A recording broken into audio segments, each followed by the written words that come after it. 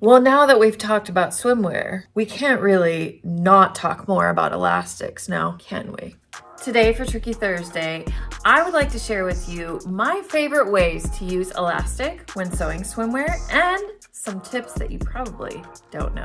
Hello and welcome back to my channel. My name is Trisha, your pattern nerd friend, owner of Creative Costume Academy, and I am here to share my tips and tricks with you because I have decided it is my mission to make pattern making fun and accessible to everyone, every stitcher that wants to learn it. And we are focusing more on stitching today because we are going to be talking about elastics and how to use them, which applications I like to use, and sharing a couple golden tips with you that you might not already know. In my last video, I shared lots of tips about sewing swimwear, what kind of fabrics to use, a little bit about elastics, and my favorite stitches to use. But I really felt like we could go further. I had more to share. Sewing stretch is something that I am very comfortable with. I've done it a lot in my career. And for those of you who don't know, I have a long 20+ year career of making costumes for acrobats, synchronized swimmers, big theatrical productions where it has to work and it has to fit. So if you didn't check that video out last week, you can go to my channel and check it out to get all the tips on the kind of fabrics and the kind of stitches that I like. But today we are going to focus on elastics. And everyone has their favorite kinds that they like to use, and I definitely do as well. So I wanted to show you 3 different elastics and what I would use them for and how to sew them. So I hope you are excited about this because I know that it can be a little tricky to learn how to work with spandex and elastics and get it just right. So I hope that these tips will make it a little less scary and give you a leg up on how to work with these tricky materials, because it is Tricky Thursday after all. Enough talking, I'm gonna take you over to the machine and we're gonna look at exactly how to do this. I'm gonna show you why and how and all the things. And I have a very special trick that I haven't seen anywhere else that I'm really excited to share with you. So let's go. To start us off, I want to start with my favorite way to add elastics and probably the most common one that I use. It's where you zigzag to one edge and then flip and zigzag again. So this would be the inside, and if you wanted it to look a little bit more finished, you could serge this edge before you stitch. But on the outside, it gives a really nice clean look with a zigzag stitch. For this style of finish, I use just the braided 1/4 inch elastic. It works pretty well for me. Sometimes I'll use a 3/8 inch elastic if I want a little bit more control in a specific area. And if you want to go really crazy, you could use the 1 inch. But I like this for my leg lines and my armholes. Now, anytime you're using an elastic, the number 1 tip I'm going to tell you is you always want your elastic to be slightly smaller than what you're sewing it into. These are just little sample pieces. I'm not making any swimwear right now. But if I was to cut something, and it depends on how stretchy your elastic is, how stretchy your fabric is, and what it's holding as to how much you take out. But usually on something like this long, I would say about 1/2 inch. If it's a leg line, then I would take out at least 1 inch out of the front and maybe like 2 inches out of the back, because you want more of that gather, more of that cupping in the back. So it really depends on where you're using these elastics and how much you want. A lot of sewing patterns will come with guides, so you know exactly how long to cut your elastics. And a lot of times you're sewing these in a circle, so you would 1/4 your elastic into that circle and stitch it in that way. But I wanted to show you, here is an example of what happens when you don't stretch or make your elastic slightly smaller than what you're sewing it into. So these pieces were exactly the same. So you can see if that was that shape. See, I just laid this elastic in and did the same application. I just didn't make the elastic smaller. And you see how it's like this would stand away from the body and be ripply and really not give you the effect that you want when you're sewing swimwear. You want this to hug your body. It's supposed to suck you in a little bit and hold you in place.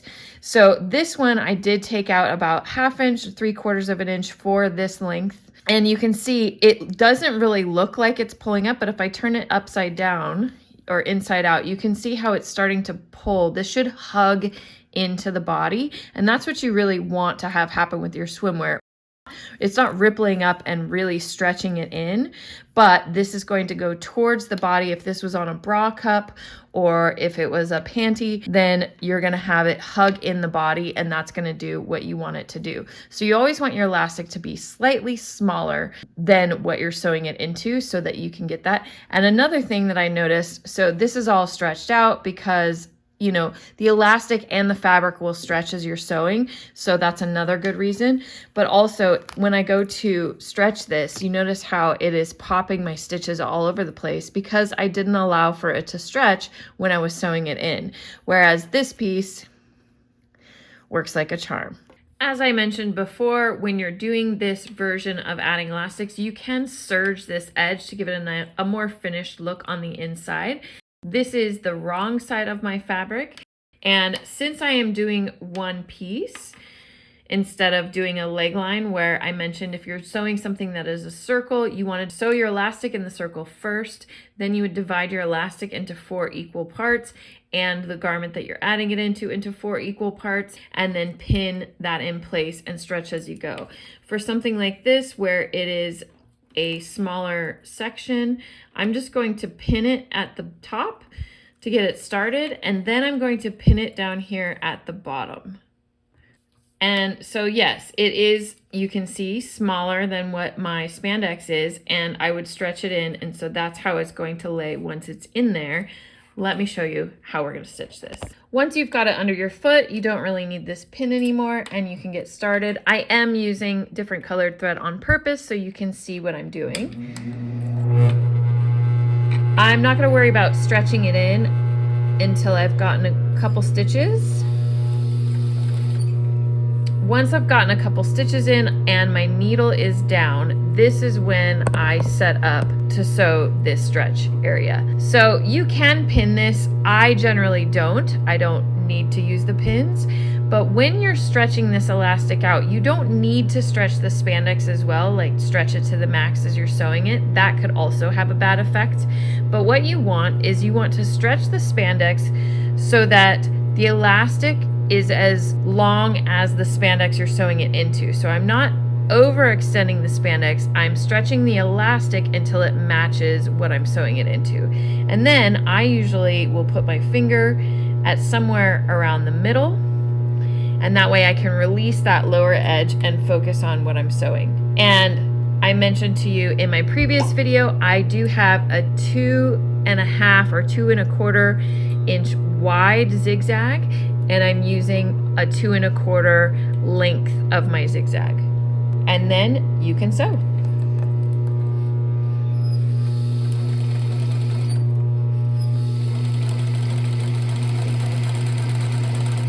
Notice how I'm kind of guiding my spandex so that it's right just past the edge of my elastic. It's not cheating in and it's not too far out. And you're really controlling it as you're putting it under the machine. And I have kind of done the first quarter of this. Then you can re-stretch it again and find the middle of this new section again, making sure not to pull it too tight, finding the middle, then I will keep going. Once you've got this first zigzag in, if you really want to make sure that your zigzag is going to work for you, you can stretch it and make sure you're not popping anything. You might have to adjust your width or your length at this point, but you can see it's already kind of gathering it up, but it's not going crazy. So the next step is to just fold this over just like so, and I'm kind of pushing this elastic towards this fold. And what I want to do is I want to catch the very edge. I want to catch the elastic, but also the fabric, and I'm making that lay down nice and clean as I'm putting it under the machine.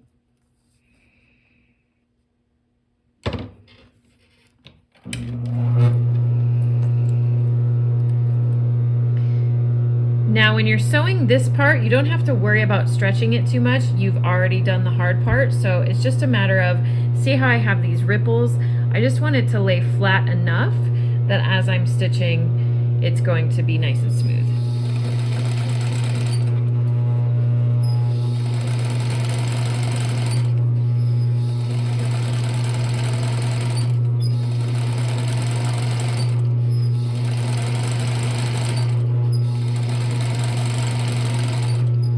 Now this is how it looks on the inside when it's finished. You can see that red stitching line is the second one that I did, and I caught the edge and the elastic as I went through.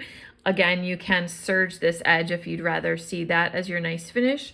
On the outside, it gives a nice clean zigzag look, and see how it's cupping towards the inside, which would hold it more towards and against your body. So that's why this is my favorite method for finishing off.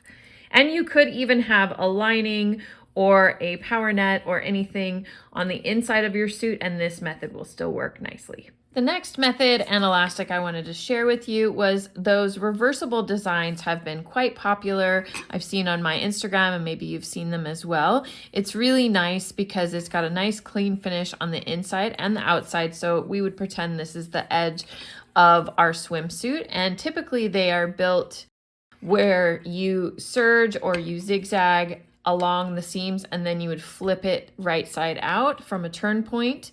Now, before you would do that, you could just leave it like this, but this will get loosey-goosey on you, so it's a good idea to add in some elastic reinforcement. For this, I did try using the braid elastic. To be honest, I've never made a suit like this. We don't typically use them in costuming, but I tried the braided elastic and it was really too strong of an elastic for this application. And as I mentioned in my previous video, I'm not a huge fan of this clear elastic, but this is actually a great use for this elastic because it's really thin and it does have some stretch, but it's not too strong. So again, you want to make sure that you cut your elastic shorter than what you're stitching it into. So again, if this was a leg line or something that was in a circle, you would do the circle and quarter it. But since we are just doing a little sample here, I'm going to do the same thing where I pin at the top and I pin down here at the bottom.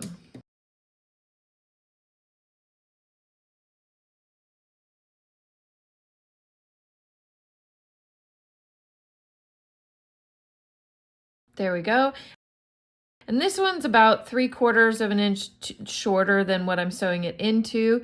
And again, I will do the same thing like I just showed you, where I'm going to stretch, find the middle, and release, and then continue on that same path and just stitch it right onto the serging line that I've already created for myself.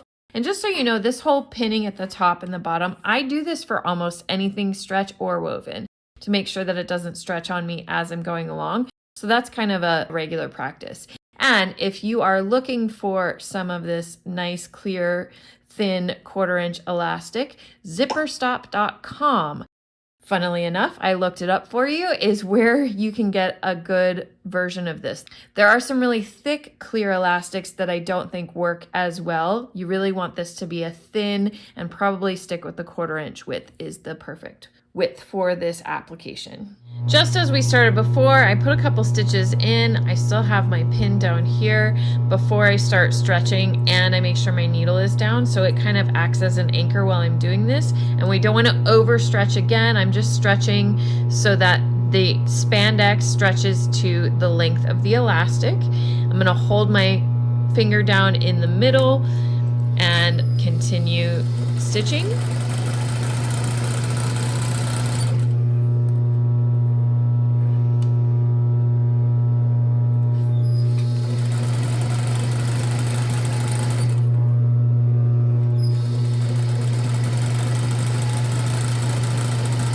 Now, when sewing this elastic like this, your elastic will try to move off of that serging, especially.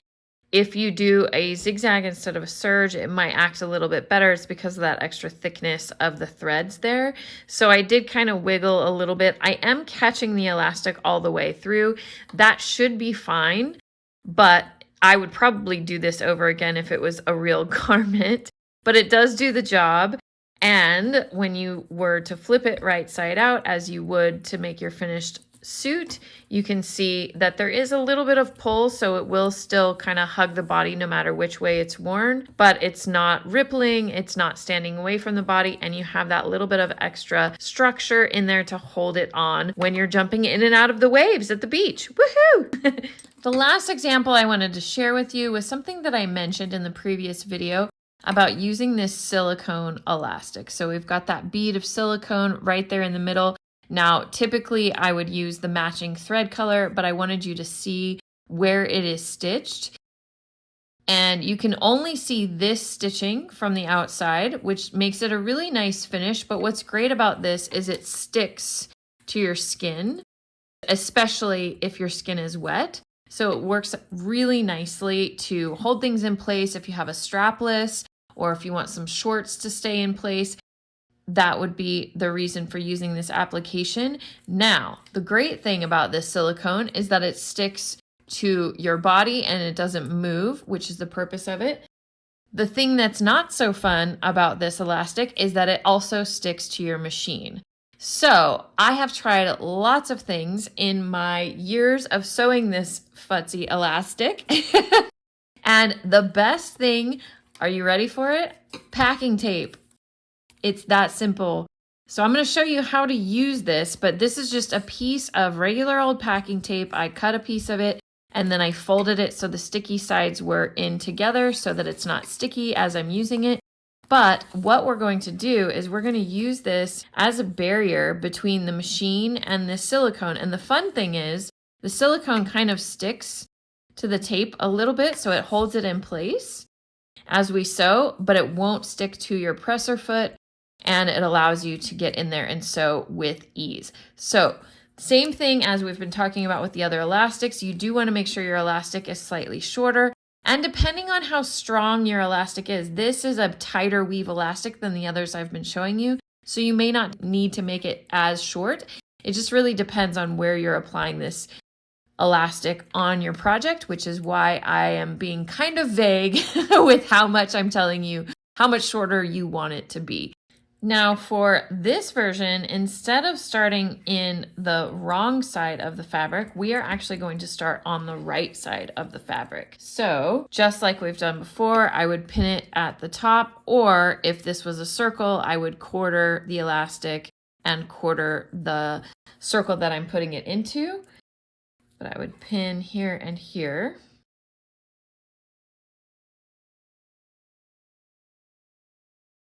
We've got that stretch in between. Now going to the machine.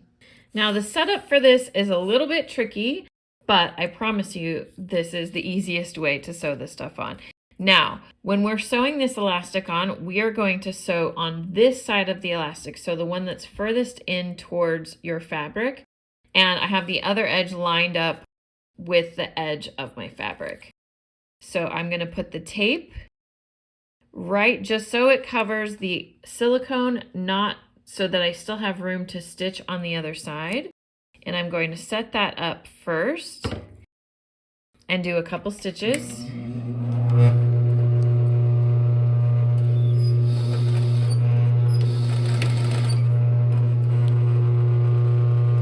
After I've got my stitches in and I've got my needle down, that's when I'm going to pull my elastic just as we have done before.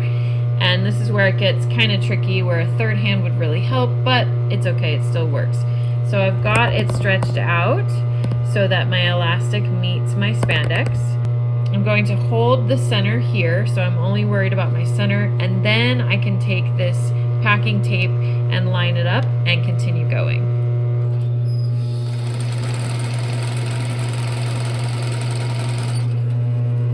And then once you get to the midway point, you can readjust again.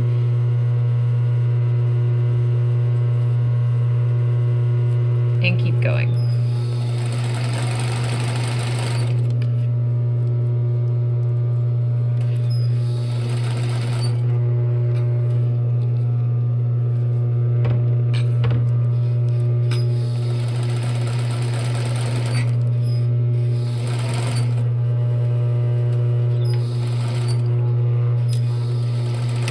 Now you may have noticed with this silicone, it is a little bit of a raised bump. So sometimes your presser foot will try to kick it off or out of the way, and especially when you're filming, of course. So if I was actually going to do this, I might redo that, but if this was the same thread color, it probably wouldn't look as bad either. So once you have this sewn, that's when you want to flip it to the inside and see how that ends up being a nice clean finish on the outside. But then on the inside, I like to do the same pinning technique where I pin at the top and I pin at the bottom, because it's still, see how it's pulling? We're still going to have to stretch this in a little bit, and it's a wider elastic than what we were doing before. And we're going to be working with the silicone. So this is tricky elastic to work with, but I'm telling you, I've tried a million different things, and this packing tape situation is the best.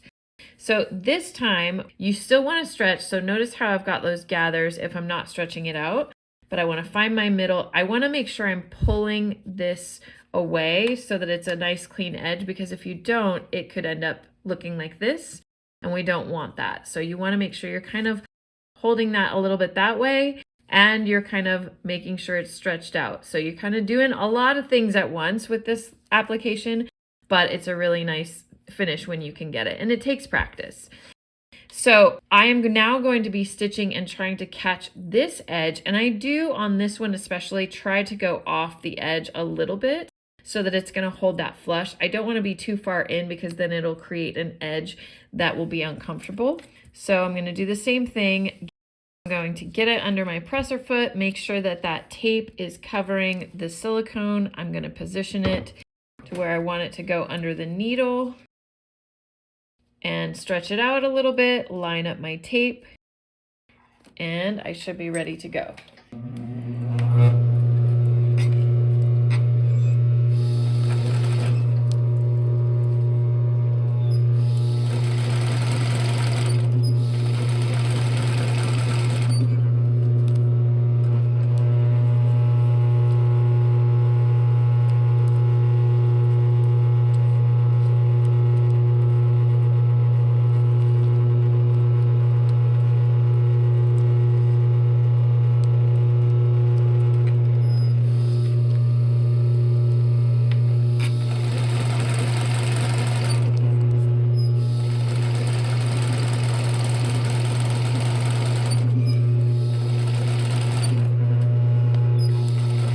Another great thing about using this tape is if you happen to accidentally stitch through it, who cares? It's packing tape. You're not losing out on anything, and it's not going to gum up your needle too bad. So it's a great thing to use. I hope you really like that little tip there. And you can see, as I said, if this thread was matching, it would look a lot nicer. But that's what it looks like on the inside, and it gives you that nice silicone that will grab the skin. You can see that it is pulling in towards the body a little bit, which is what we always want. And it has a nice clean finish on the outside. Coincidentally, if you're ever to use lingerie elastic that have the fun little loops, or that fun design that's poking out on lingerie, on underwear, sometimes you see it, that's how you would add that kind of elastic as well, doing the same steps that we did for this one. Pretty cool, huh? Well, there is lots more to share when it comes to sewing stretch and different elastics and all the little tips and tricks.